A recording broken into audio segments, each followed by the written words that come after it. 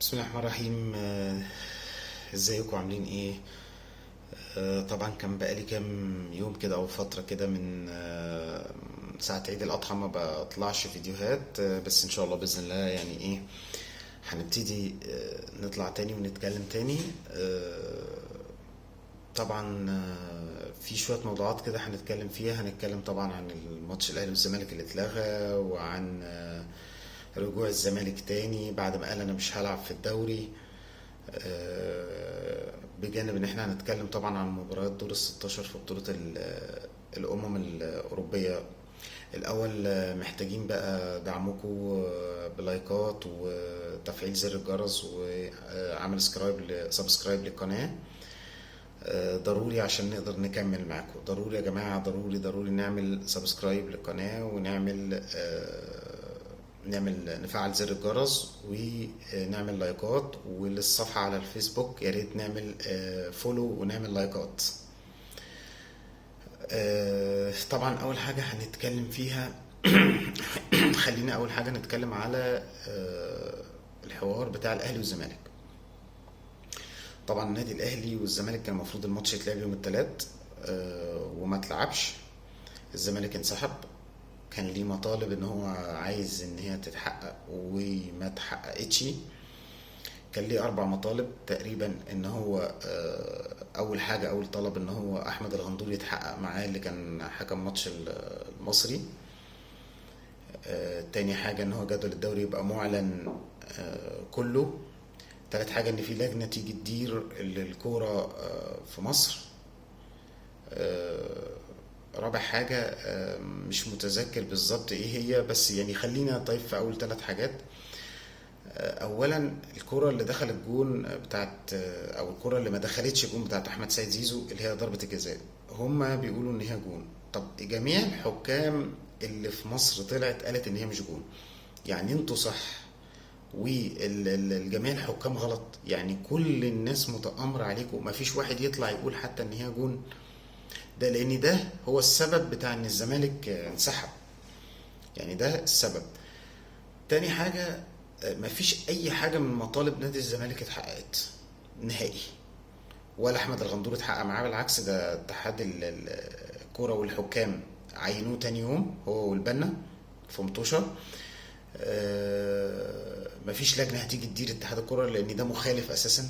اتحاد الكورة هو اللي بيدير المنظومة، ده تابع للفيفا. يعني ده من الحاجات الأساسية. وفي نفس الوقت مفيش تحقيق هيحصل ولا مع حكام ولا أي حاجة، لأن هم شايفين إن الحكام مغلطين. زي ما أنت بتقول إنك ليك حاجات الحكام ممكن تتغاضى عنها، برضو بيبقى ليك حاجات الحكام بتحسبها لك وهي مش مظبوطة. زي الماتش اللي قبليه اللي كان المفروض عبد الله السعيد ده يطرد وزيزو يطرد وكل ده ما حصلش. فأي مطلب من مطالب الزمالك، اعلان الجدول اللي هم كانوا طالبينه ده من شهر 2، وهو المفروض احمد دياب قال ان هو معلن وان هو متوزع على الانديه. فانتوا ما فيش حاجه جديده اتعملت. هم ما لعبوش ماتش الاهلي لان هم خايفين من الاهلي.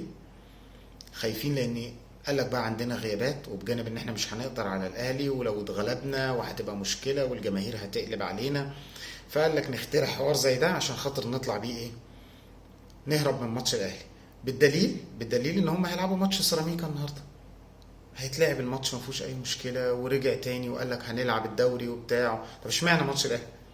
يعني انتوا كده كانت مشكلتكم اعتراضكم ان انتوا على ماتش الاهلي بس، وان الفرقه اللي قدامنا لازم تبقى مكمله الدور الاول. طب ولا الاهلي اهو مكمل الدور الاول ولا انتوا كملتوا الدور الاول، ومع ذلك هتلعبوا النهارده مع سيراميكا كليوباترا. يعني هي انتوا عندكم خوف من الاهلي. اداره الزمالك خايفه من ان هي كانت تتغلب من النادي الاهلي، فبالتالي الجماهير تقلب عليها. وهم كده كده ولا ليهم فرصة حتى ان هم يطلعوا في اي حاجة. يعني ده حتى ما لهمش فرصة يخشوا من الاربعة الاوائل في الدوري. فيعني بيوصلوا للجماهير حاجات كلها كذب في كذب على اساس ان الجماهير تصدقهم. وحتى لو انت ليك مطالب ومطالب مشروعة ماشي، وان انت المفروض يبقى الجدول متحدد من بدري، المفروض ان الحكام فيه مشاكل، بس المشاكل دي على كل الاندية اللي في الدوري مش عليك انت بس. وبرضه حقكم ان هي ما يبقاش فيها كمية المشاكل اللي حاصلة في الحكام دي، ولكن انت كنت ممكن تخلص الموسم عادي، وبعد كده من الموسم الجديد تبتدي تقول قبل الموسم ما يبتدي انا المطالب دي انا محتاج. لكن انت جاي تقول لازم تخلصوا ماتشات الدور الاول، والفرق المنافسه تخلص ماتشات الدور الاول. طب ما انت لعبت ماتشات الدور الاول ودور تاني، لعبت كذا فرقه دور اول ودور تاني وخلصتها. طب ما كان الكلام ده من الاول قبل ما مباريات الدور التاني تبتدي، وبعدين انت مستلم الجدول من شهر اتنين. فإدارة الزمالك اتسرعت في الحوار ده، يعني هم كإدارة اتسرعوا، هم كل خوفهم كان من الأهلي، كل خوفهم إن هم يتغلبوا بنتيجة كبيرة من النادي الأهلي. فقال لك لما نعمل الحوار دوت عشان نطلع من الماتش بتاع النادي الأهلي. وبالدليل تاني إن هم هيلعبوا النهاردة السبت اهوت مع سيراميكا كليوباترا، مفيش أي مشكلة. يعني خلاص اتنازلوا عن كل حقوقهم.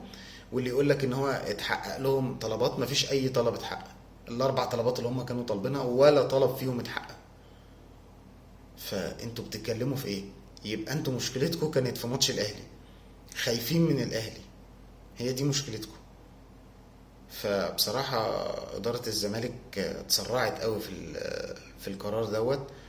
و يعني ما تفهمش هم عايزين ايه، عايزين يوصلوا لجماهيرهم حاجات بالغلط، وده مش مظبوط. يعني ان انت كإدارة توصل لجماهيرك كده، المفروض ان انت إدارة محترمة توصل لجماهيرك بطريقة محترمة وتلعب الدوري. وحتى لو خسرت، طب ما انت كسبان الاهلي الدور الاول 2-1، وصحيح الاهلي كان ناقص من عنده كتير جدا.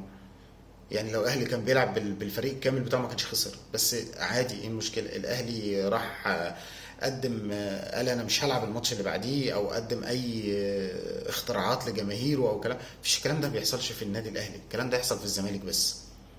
كل الافلام والحاجات اللي بتحصل دي والانسحابات والكلام من ده تحصل في الزمالك بس، لكن ما تحصلش في الاهلي. فادي الزمالك هيلعب، ما انسحبش ولا حاجه من الدوري، ما فيش مطلب اتحقق له، ومع ذلك هيلعب. فعادي جدا، ده متعودين منه يعني من الزمالك على كده، يقول قرارات ويطلع بيانات وفي الاخر مفيش اي حاجه بتحصل. فان شاء الله باذن الله يعني يبقى الدوري كامل لحد ما نشوف بقى ان شاء الله باذن الله اللي هيتم ايه. المفروض من السنه الجديده بقى والموسم الجديد يبتدوا بقى يعني زي ما احمد دياب قال رئيس الرابطة، ان يبقى الجدول احسن من كده، ان يبقى يتغير رئيس لجنة الحكام ده ويجي مصري، وليكن جمال غندور هو اللي يجي يمسك. ف يعني ان شاء الله ربنا يسهل. اتمنى ان يكون الموسم اللي جاي يبقى احسن. الاهلي لعب امبارح طبعا وكسب فاركو 2-1. الاهلي بيكسب باقل الخسائر زي ما بيقولوا. طبعا ابتدى يقرب من بيراميدز، الفارق دلوقتي تقريبا 15 نقطة، بس الأهلي طبعا لسه ليه مؤجلات. لو كسبها كلها هيعدي بيراميدز بنقطة. بيراميدز امبارح كان بيلعب مع سموحة وكانوا متعادلين 1-1، وحصل حريق كده في استاد اسكندرية فاضطروا يطفوا الكشافات، فالحكم اضطر انه ما يكملش الماتش. طبعا بيراميدز هاني سعيد امبارح مدير رياضي بتاعهم او مدير اداري طالع بيقول كلام يضحك. بيقول اني يعني ان بيراميدز عايز ان هو يعمل ان هو يعني يقدم طلب ان يتحسب له الماتش. طبعا يتحسب له الماتش بناء على ايه؟ بيراميدز يعني اذا كان ده ظرف قهري حريق فاستحالة ان هو يتحسب له الماتش. فطبعا الكلام ده كلام، يعني اي كلام وخلاص، يعني اي كلام وخلاص. الجون بتاعهم فاول، يعني الجون بتاعهم فاول على اللعيب اللي رفع الكرة اللي هو كريم حافظ، ومع ذلك عايزين يتحسب لهم الماتش. فطبعا لا يمكن، استحالة، الماتش اكيد هيتعاد. فكده ماتش سموحة وبيراميدز هيتعاد، بس مش عارفين امتى لسه، ان شاء الله باذن الله. ندخل بقى على مباريات بطولة الأمم الأوروبية والكرة الحلوة بقى، المفروض يعني إن هي إيه بتمتعنا أكتر وأكتر. عندنا مباريات دور 16 هتبتدي بداية من النهاردة إن شاء الله بإذن الله. عندنا ألمانيا والدنمارك، وعندنا إيطاليا وسويسرا النهاردة. وعندنا بعد كده بكرة عندنا اسبانيا وجورجيا، وعندنا انجلترا وسلوفاكيا، وعندنا يوم الاثنين فرنسا وبلجيكا والنمسا وتركيا، وعندنا اخر يوم رومانيا ضد هولندا والبرتغال ضد سلوفينيا. تعالوا نمسك كده المطوشة واحدة واحدة ونشوف توقعاتنا فيها ايه. المانيا ضد الدنمارك. الدنمارك فريق كويس ومحترم، عمل ماتش حلو قوي ضد انجلترا، بس غالبا هتبقى انجلترا المانيا المرشحه. يعني المانيا بصراحه هتبقى المرشحه ان هي تصعد لدور الثمانيه. اسبانيا وجورجيا. جورجيا عمل برضو ماتش حلوه وطلع اللي هو الثالث في المجموعه بعد ما كسب البرتغال 2-0. ولكن خلينا نقول ان اسبانيا فريق قوي جدا واحسن فريق في المجموعه واكتر فريق طالع بالتسع نقط، فاسبانيا برضو من الناس المرشحه او الفرق المرشحه اللي المفروض يعني ان شاء الله باذن الله تصعد لدور الثمانيه. عندنا ايطاليا وسويسرا. هنا ايطاليا ما قدمتش كره حلوه في دوري المجموعات. سويسرا فريق قوي. سويسرا فريق ممكن يقصي ايطاليا، يعني هي 50-50 ما بين ايطاليا وسويسرا.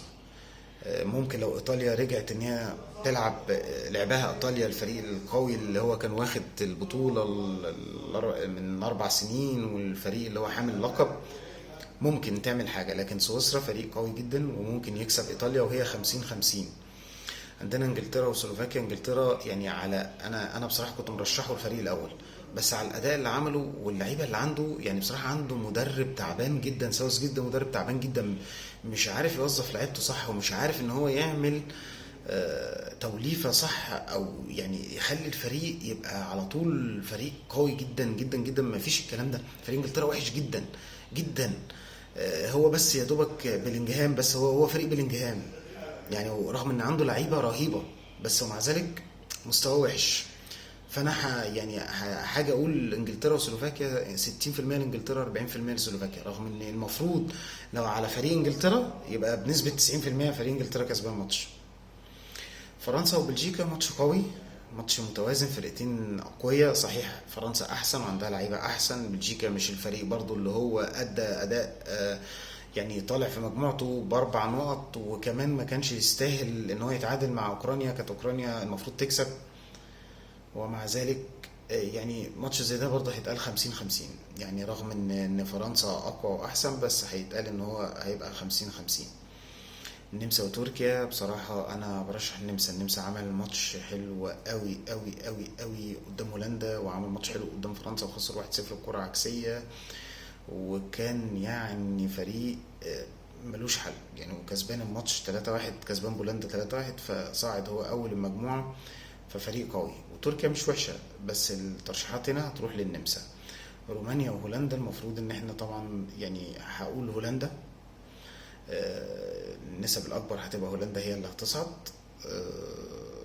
هولندا فيها لعيبه حلوه. رومانيا فريق قوي ومنظم بس دفاعي بيلعب على الهجمه المرتده، بس هنرشح هولندا هي اللي هتطلع. البرتغال وسلوفينيا. البرتغال طبعا، البرتغال فريق قوي جدا. صحيح هو خسر الماتش الاخير 2-0 من جورجيا، بس هو اقوى، يعني البرتغال اقوى. فلو جينا بصينا لدور الثمانيه هتلاقي ان دور الثمانيه هيبقى نار يعني. ممكن وارد تبقى المانيا ضد ايطاليا، فرنسا ضد البرتغال، ده جنب. دي الفرق اللي احنا قلنا عليها يعني تصعد. الناحية التانية انت ممكن يبقى عندك هولندا هترجع تلعب مع النمسا، وعندك انجلترا هتبقى برضو فريق ضد اسبانيا يعني بنسبة كبيرة. فهيبقى دور الثمانية يعني ناري زي ما بيقولوا. فان شاء الله باذن الله نشوف دور 8 حلو، ونشوف مباراة دور 16 الاول حلو، وبعد كده نشوف دور الثمانية يبقى كويس ان شاء الله.